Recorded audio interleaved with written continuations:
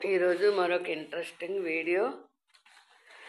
గ్రహములు అస్తంగత్వము ఏ విధంగా కనిపెట్టాలి, ఒక గ్రహం అస్తంగత్వంలో పడింది అని ఏ విధంగా కనిపెట్టాలి, అది ఇచ్చే ఫలితాలు ఏమేమి ఉంటాయి అంటే ఇంకో చిన్న లెసన్ టుడే. గ్రహములు అస్తంగత్వ ఫలితాలు.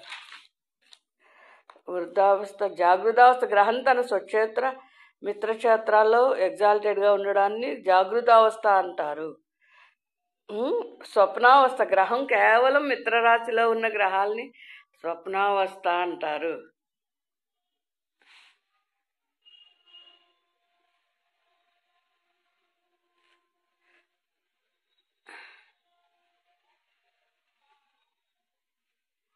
స్వప్నావస్థ.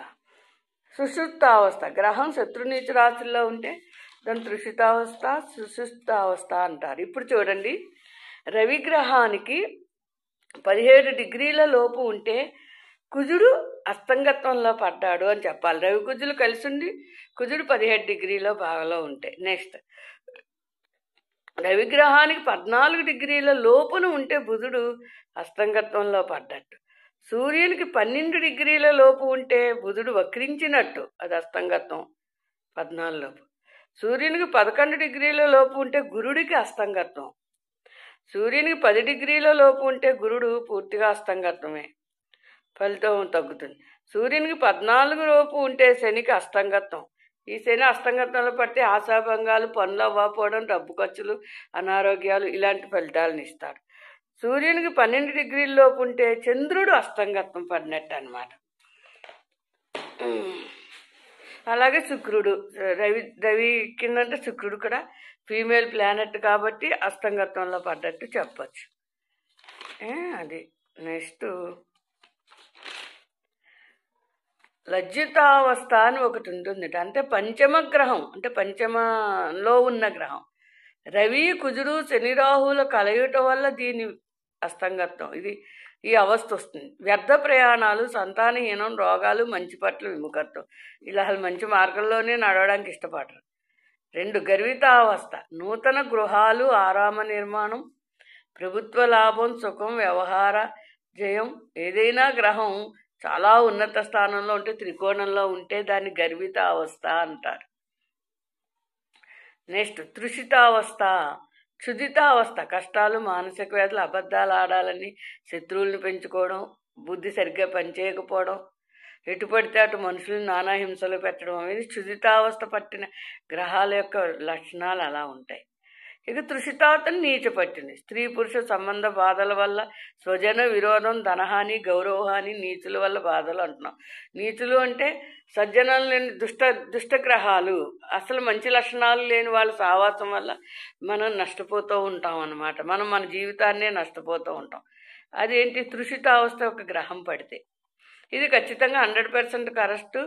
ఎందుకంటే నా జీవితంలోనే 2006లో మేషంలో శని ఉండి ఆ తృషితావస్థ పట్టి జస్ట్ ఇలా తాగించి తప్పతాగి మంగళసూత్రం కట్టాడు, తప్పతాగి వచ్చాడు, విడాకులు అయిపోయి తప్పతాగి ఒక్కరోజు 3 నాళ్ళ బ్యాడ్ పీడకలగా మిగిలిపోయింది. అసలు జరిగిందా అంటే పెళ్ళి జరిగిందని చెప్పడానికి జరిగింది, కానీ ఉందా అంటే వివాహ జీవితం అసలు లేదు.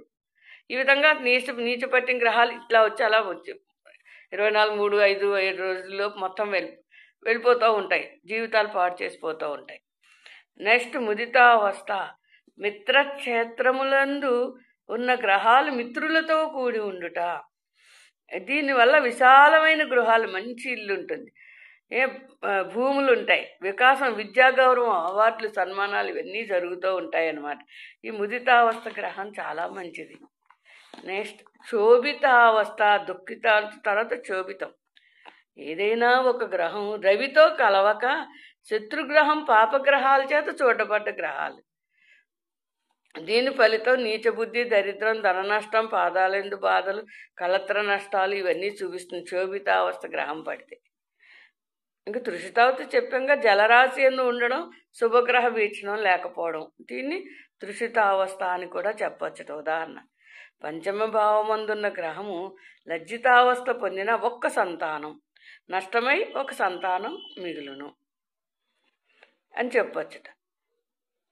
గర్విత ముదితావస్థ పొందిన గ్రహాలు పదో స్థానంలో ఉన్న వృత్తిపరమైన లాభాలు, ప్రమోషన్స్, ధన అభివృద్ధి ఇలాంటివి ఉంటాయి. 10వ స్థాన గ్రహాలే అలా ఉండాలి. 10వ స్థానంలో ఉన్న గ్రహాలు లజ్జితావస్థ, శోభితావస్థ, తృషిత, క్షుభిత అవస్థలు పొందితే జీవితాంతం వాళ్ళకి ఏదో ఒక రోగాలు, కష్టాలు, డబ్బు ఖర్చులు, దుఃఖాలే మిగులుతాయి తప్ప చెప్పుకుందుకు ఒక శుభ సంఘటనలు లాంటివి వాళ్ళ జీవితాల్లో ఉండవు. ఇలాంటి గ్రహాలు ఏ స్థానానికి సంబంధిస్తే ఆ స్థానానికి సంబంధించి తీవ్ర వ్యతిరేకతలు, శూన్య పరిస్థితులు ఎదురవుతాయి. ఇది ఇవాళ మంచి పాఠం.